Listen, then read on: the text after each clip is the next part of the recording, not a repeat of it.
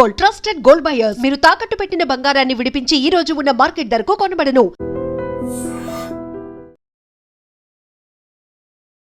Welcome to IT news. This is Pawan.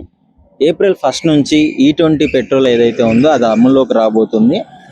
మీకు గత వీడియోలో పెట్రోల్ బంకులో చూపించడం జరిగింది కదా. ఇప్పుడు దాని గురించి అసలు E20 వల్ల ఉపయోగాలు ఏంటి, మైనస్లు ఏంటి అని చెప్పేసి మనకి ఇక్కడ మెకానిక్ షాప్ దగ్గరికి అయితే రావడం జరిగింది. నాకు చాలా ఎక్స్పీరియన్స్ ఉంది, ఎన్నో ఇయర్స్ నుంచి ఎక్స్పీరియన్స్ ఉంది. ఒకసారి అడిగి తెలుసుకుందాం. ఇప్పుడు BS4 లో చాలా మంది టెన్షన్ పడుతున్నారు. BS4 లో వెహికల్స్ కి ఇప్పుడు E20 అనేది వర్క్ అవుతుందా అవ్వట్లేదా, ఒకవేళ E20 పెట్టించుకుంటే BS4 లో ఏమైనా ప్రాబ్లమ్స్ వస్తాయా, మైలేజ్ విషయంలో ఎలా ఉంటుందని చెప్పేసి చాలా మందికి డౌట్స్ ఉంటాయి కదా. ఇప్పుడు ఆ డౌట్స్ అన్ని క్లారిఫై చేసుకుందాము. ఒకసారి రండి. నమస్కారం అండి మేస్త్రి గారు. నమస్కారం సార్. చెప్పండి, ఇప్పుడు E20 పెట్రోల్ ఏదైతే ఉందో అది అమల్లోకి రాబోతుంది కదండి, దాని గురించి ఏం చెప్తారు? దాని గురించి ఏం చెప్పమంటారు, ఒకటే ఇది పొల్యూషన్ కంట్రోల్ చేసేదానికి ఇది వాడతారు అంతే. ఒకసారి చూడండి. BS6 దానికోసం E2 కి దాన్ని మార్చబడింది, కన్వర్ట్ పొల్యూషన్ E20 కి మార్చబడింది. ఇప్పుడు దాని వల్ల మన BS4 వెహికల్స్ కి ఏమైనా ప్రాబ్లం ఉంటుందా కొట్టించుకుంటే? ఓల్డ్ వెహికల్స్ కి ప్రాబ్లం ఉండదు. మైలేజ్ పర్పస్ కి దానికి ఇది పొల్యూషన్ కొద్దిగా ఇది మైలేజ్ తగ్గుద్ది అంటున్నారు. అది రాయల్ ఎన్ఫీల్డ్ కి అయితే షోరూమ్ పర్పస్ కి కంపెనీలో అన్ని మాన్యువల్ ప్రకారం ఇచ్చున్నారు అన్నారు. ఇప్పుడు ఈయన రాయల్ ఎన్ఫీల్డ్ బైక్స్ రిపేర్ చేస్తుంటాడు. ఎప్పటి నుంచో ఎక్స్పీరియన్స్, ఎన్ని ఇయర్స్ ఎక్స్పీరియన్స్ ఉందండి? 35 years. 35 years. ఆయన ఎక్స్పీరియన్స్ కంటే, నా వయసు కంటే ఆయన ఎక్స్పీరియన్స్ ఎక్కువ. సో దాని గురించి ఇప్పుడు రాయల్ ఎన్ఫీల్డ్ 350 ఉన్నాయి కదా, ఓల్డ్ వెహికల్స్ కి ఇప్పుడు E20 కొట్టించుకుంటే ఏమైనా ప్రాబ్లమ్స్ వస్తాయా? ప్రాబ్లమ్స్ అంటే దానికి మాన్యువల్ షోరూమ్ లో పార్ట్స్ అన్ని ఇచ్చున్నారు, అవైలబుల్ ఇచ్చున్నారు అన్నారు. అక్కడ షోరూమ్ లో కిట్ చేంజ్ చేసుకుంటే మీరు దీన్ని వాడచ్చు. ఓకే, ఓల్డ్ వెహికల్స్ కూడా కిట్ చేంజ్ చేసుకోవాలి ఒకవేళ అప్లికబుల్ అయితే. కిట్ లబ్బర్స్ మాన్యువల్ అన్ని ఇచ్చున్నారు. మిగతా వెహికల్స్ కి అయితే మనకు తెలియదు. ఓన్లీ రాయల్ ఎన్ఫీల్డ్ కి అయితే కంపెనీకి సబ్మిట్ చేస్తున్నారు. కంపెనీ చేంజ్ చేస్తుందా వెళ్తే? చేస్తుంది, షోరూమ్ లో ఇస్తే. ఇప్పుడు E20 కి తగ్గట్టుగా మోడిఫై చేసి ఇస్తుంది లోపల. లేదా బయటకి ఇచ్చారంటే బయట మెకానిక్ లైన్ కూడా యూజ్ చేసుకోవచ్చు, బయట ఎవరైనా చేసుకోవచ్చు. ఓకే, ఇప్పుడు ఈ E20 అనేది సరే ఒకవేళ మాన్యువల్ లో కూడా ఓల్డ్ వెహికల్స్ కి లేదనుకోండి, పాసిబుల్ లేదు మాడిఫై చేయించుకోవడానికి, ఇప్పుడు వాళ్ళు మళ్ళీ పవర్ పెట్రోల్ యూజ్ చేసుకోవచ్చు కదా. E20 కొట్టించుకుంటే ఏమన్నా ఇదంటే మిగిలిన మామూలుగా టౌన్ పర్పస్ అయితే నో ప్రాబ్లం. ఎక్కువ లాంగ్ పోతే కొద్దిగా మైలేజ్ తగ్గుద్ది అని అంటున్నారు. మైలేజ్ తగ్గితే ఓకే. ఒకవేళ ఏమన్నా వెహికల్ ఏమన్నా ప్రాబ్లమ్స్ వచ్చే ఛాన్సెస్ ఉన్నాయి రాంగ్ రన్ లో? తక్కువ ఛాన్సెస్ ఉంటాయి బై, ఇది అంత సో ఇప్పుడు దీని వల్ల ఉపయోగాలు ఏంటి? పొల్యూషన్ కంట్రోల్ చేస్తుంది వెహికల్ లో, ఇది అంతే. ఓకే, మేజర్ గా డిఫరెన్స్ ఏముండదు. డిఫరెన్స్ పొల్యూషన్ కంట్రోల్ కోసం ఇది, దాన్ని కంపెనీ మాన్యువల్ వదిలేరు అంతే. ఇప్పుడు అందులో మీకు పెట్రోల్ బయట నుంచి తెప్పిస్తున్నారు కదా ఇప్పుడు, అది లేకుండా ఇక్కడ మన వాళ్ళ కాడ నుంచి ఇది చేసేదానికి. ఓకే, సో ఇప్పుడు నా దగ్గర 2009-10 వెహికల్స్, ఒకవేళ 15 వెహికల్స్ ఉన్నాయండి. నార్మల్ రాయల్ ఎన్ఫీల్డ్ కావచ్చు, వేరే కంపెనీ వెహికల్స్ ఉన్నాయి నార్మల్ ఇవి. ఇప్పుడు వాటిలో కొట్టించుకుంటే అవి నార్మల్ గా ఓల్డ్ కదా, సో ఏం ప్రాబ్లమ్స్ వచ్చే ఛాన్స్, కాయిల్స్ అవి కాలిపోతాయి, రబ్బర్లు కాలిపోతాయి అని చెప్పేసి చెప్తున్నారు. ఏం లేవు కాదు, షోరూమ్ లో మీకు రాయల్ ఎన్ఫీల్డ్ కి అయితే ఈ కిట్ సబ్మిట్ చేస్తున్నారు అన్నారు. షోరూమ్ లో కనుక్కుంటే మీకు దాని ప్రకారం ఇది. మీరు నిజంగా మీరేమనుకుంటున్నారు, మీ అభిప్రాయం ఏంటి E20 పెట్రోల్ తీసుకురావడం? పొల్యూషన్ కంట్రోలింగ్ అంతే. BS6 అంతా ఇప్పుడు అయ్యే కదా, దాని వల్ల పొల్యూషన్ కంట్రోల్ చేసేదానికి ప్రయత్నిస్తున్నారు అంతే.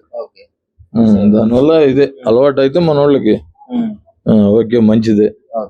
ఇప్పుడు టౌన్ పర్పస్ ఢిల్లీ అంతా పొల్యూషన్ ఎక్కువ కదా, దానివల్ల చాలా అవుతుంది. దానివల్ల EMC బ్యాటరీ వెహికల్స్ బదులు మన ఇది కంట్రోల్ చేస్తున్నారు అంతే. పెట్రోల్ ఇది పరిస్థితి. మోస్ట్లీ ఢిల్లీ అలాంటి స్టేట్స్ లో చూసుకుంటే డే టైమ్ లో కూడా మాస్కులు పెట్టుకొని తిరగాల్సిన ఎయిర్ పొల్యూషన్ మొత్తం, ఎయిర్ మొత్తం పోయింది. సో అది దాని గురించి ఇది తీసుకొని వస్తే మోస్ట్లీ పొల్యూషన్ తగ్గించవచ్చు, మన దేశీయ ఉత్పత్తులు పెంచుకోవచ్చు. E20 అనేది చాలా యూస్ఫుల్. మనం అడ్వాన్స్ గా పొల్యూషన్ తగ్గించడానికి ప్రయత్నిస్తాం కాబట్టి ఇది మంచి విషయం. ఈ ముఖ్యంగా రాయల్ ఎన్ఫీల్డ్ ఎవరికైతే డౌట్లు ఉన్నాయో, ఇప్పుడు రాయల్ ఎన్ఫీల్డ్ మెకానిక్ తోనే మీకు చెప్పించాను కాబట్టి ప్రాబ్లం ఏమి ఉండదు. ఆ మాన్యువల్ అనేది షోరూమ్ లో ఇస్తే వాళ్ళు చేంజ్ చేసి ఇస్తారు. E20 కి తగ్గట్టుగా చేంజ్ చేసుకోవచ్చు. ఒకవేళ ఇఫ్ ఇన్ కేస్ ఆ మోడిఫికేషన్ చేయలేకపోతే మీకు వేరే పవర్ పెట్రోల్ కావచ్చు, X95 కావచ్చు, HP100 ఇలాంటివి కొట్టించుకున్న ప్రాబ్లం ఏమి ఉండదు. సో E20 పెట్రోల్ అనేది ఇండియాలో ఏప్రిల్ 1 నుంచి అప్లికబుల్ అవుతుంది. అంటే రేపు నుంచి, ఐ థింక్ రేపు నుంచి ఎల్లుండి నుంచి. సో దాని గురించి ఏం తెలుసు అసలు? తెలుసా E20 అనేది? తెలుసు, ఇంప్లిమెంట్ జరుగుతుంది ఏప్రిల్ 1 నుంచి జరుగుతుందని తెలిసింది మొత్తం దేశవ్యాప్తంగా, అది తెలుసు. దేశవ్యాప్తంగా తెలుసు. ఇంకా ఈ E20 అనేది మాలో ఇంధనాలని తెలుసు, ఇథనాల్తో. ఇవి యాక్చువల్ గా ప్రిపేర్ చేసింది 2023 నుంచి వచ్చిన ఈవీ వెహికల్స్ కోసం, కానీ కొంచెం అప్పటి ఇంజిన్ B6 ఇంజిన్లు కానీ దానికోసం ప్రిపేర్ చేసింది నేను విన్నది తెలుసుకునేది. ఇథనాల్ ఇంత ముందు 10 ఎంత ఉండేది, ఇప్పుడు 20% కలుపుతున్నారు. ఈ 20 అదే విధంగా మన దేశీయ ఉత్పత్తులు, వ్యవసాయ ఉత్పత్తులు, మొక్కజొన్న, చెరుకు, వరి నుంచి తయారు చేసింది కలుపుతున్నారు కదా. సో గవర్నమెంట్ ని స్వాగతిస్తారా? ఇన్కమ్ మనకి ఎలా? ఇలాంటి ప్రయత్నాన్ని అయితే ఖచ్చితంగా స్వాగతిస్తాను. ఇది స్వాగతించాలంటే కన్నా క్రూడ్ ఆయిల్ రూపాయలు పర్చేస్ కోసం, పెట్రోల్ మళ్ళీ ఎల్పిజి కోసం మామూలుగా మీకు ఎలా చెప్పాలంటే కన్నా కొండలలో బ్రతికే, అడవులలో బ్రతికే వాళ్ళ డబ్బులు కూడా తీసుకెళ్ళి, అంటే వాళ్ళు పెట్టి డబ్బులు తీసుకెళ్ళి పక్క దేశాలకు ఇస్తున్నారు. దీనికోసం దీనైతే స్వాగతిస్తారు ఇథనాల్. ఎందుకంటే ఇప్పుడు అడవిలో బ్రతికే వాళ్ళు వాళ్ళు ఒక ఎల్పీ సిలిండర్ కొడతారు. వాళ్ళు ఎల్పీ సిలిండర్ కొంటే సబ్సిడీ రూపంలో ఇచ్చినా కానీ కనీసం అంటే ఒక 50 రూపాయలు 100 రూపాయలు పక్క దేశానికి ఇచ్చేస్తున్నాం కదా. ఆ డబ్బులు వెళ్ళకూడదు, మన దేశంలో మన డబ్బులు మనకు ఉండాలి, అవి వెళ్ళకూడదు కాబట్టి దీన్ని సపోర్ట్ చేస్తారు. సో ఇంకా 20% అంటే ఆల్మోస్ట్ 20% బయట నుంచి క్రూడ్ ఆయిల్ తగ్గిపోయింది మనకి. తగ్గడం వల్ల ఇక్కడ ఉత్పత్తులు పెరుగుతాయి కదా. ఇక్కడ ఉత్పత్తులు అంటే ఇక్కడ వేస్టేజ్ యూజ్ చేస్తూ ఉంటారు కదా, చెరుకులను వాటిని వేస్టేజ్ తో తయారు చేసిన ఇథనాల్ యూజ్ చేయడం వల్ల తర్వాత వాళ్ళు ఏం చెప్తున్నారు, కార్బన్ కూడా కొంచెం వాళ్ళకి కార్బన్ డైఆక్సైడ్ కూడా ఎన్విరాన్మెంట్ కూడా వచ్చేది కూడా ఎన్విరాన్మెంట్ అది కూడా తగ్గుతుంది. 20% కలవడంతో మైలేజ్ ఇంక్రిమెంట్ అవుతుంది. తర్వాత ఇవి తెలుసుకుంది విన్నది, ఇంకా మేము విన్నది. సో ఇప్పుడు మరి ఇంకో ప్రాబ్లం ఉంది. 23rd తర్వాత వచ్చిన వెహికల్స్ కి ఇది అప్లికబుల్ అవుతుంది BS6. మరి అంతకు ముందు ఉన్న BS4, 19, 20 వెహికల్స్ కి కొంచెం హీట్ ఉంటుంది, ఎక్స్చేంజ్ చేసుకోవాలి అని చెప్పేసి అని అంటున్నారు. ఇది యాక్చువల్ మన రూల్ ప్రకారం మనకి ఇచ్చిన రూల్ ఎంత, మళ్ళీ ఇంజిన్ 15 years వ్యాలిడిటీ. యాక్చువల్గా ఆల్మోస్ట్ 23 అంటే అప్పుడు బిఫోర్ కొన్నానంటే ఆల్మోస్ట్ ఇప్పటికి 6 years, 3 years కంప్లీటెడ్. ఒకవేళ బిఫోర్ 20లో కొన్నా 6 years కంప్లీటెడ్. మేబీ ఒక 5 to 9 మాక్సిమం డేస్ ఈజీ గడిచిపోతున్నాయి. దానిలో అసలు యాక్చువల్గా అందరూ కూడా చాలా ఈజీగా పోతున్నారు, ప్రాబ్లం లేదు. యాక్చువల్గా ఏదో ఇంప్లిమెంట్ చేసేటప్పుడు మామూలు తప్పదు, సఫరింగ్ తప్పదు, దానికి ఎలాగనగా అలాగే సఫరింగ్ తప్పదు. సిటిజన్ గా మీకు ఇది యాక్సెప్ట్ చేస్తున్నారు, మంచి విషయం అనిపిస్తుంది.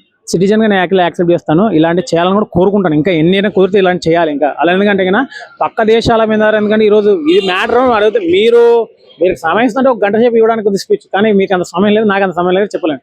ఎందుకంటే ఎల్పీజీ రూపంలోనే మనం ఇప్పుడు బయటకి దేశాలు ఎల్పీజీకి ఒకప్పుడు యాక్చువల్ మేము కూడా పెద్ద తరగతి, మేము ఉన్నవాళ్ళం కదా, మధ్య తరగతి. నేను కూడా ఎండాకాలం వస్తే కట్టలకి వెళ్ళి తీసుకొని వానాకాలం ఏర్పాటు చేసుకుని బతికేటోళ్ళం. ఎల్పీజీ కన్వర్ట్ అయ్యాక ప్రతిరోజు ఇలాగంటే ఆ ప్రాబ్లమ్ ఫేస్ చేస్తున్నాం. ఆ కట్టెలు ఊరికే దొరుకుతాయి, ఊరికి నా ఇంటి దగ్గర చెట్టు ఏదో దొరుకుతుంది, దాన్ని కొట్టేసుకుంటే అయిపోతుంది. ఇప్పుడు ఎల్పీజీ ప్రతిసారి కొనుక్కాల్సి వస్తుంది. ఎవడు చెప్పి ఇప్పుడు ఈ ఎల్పీజీ కొనడం బాగాలేదు. ఇదేం దేశానికి ఇస్తున్న డబ్బులు ఏమన్నా, దేశానికి ఇచ్చే డబ్బుల్లో మనం ఇచ్చేది మనం ఒక 100 రూపాయలు పెడితే దాని దేశానికి వెళ్తే ఒక 30 రూపీస్ 40 రూపీస్ వెళ్తాయి, 70 రూపీస్ బయటకు వెళ్ళిపోతుంది.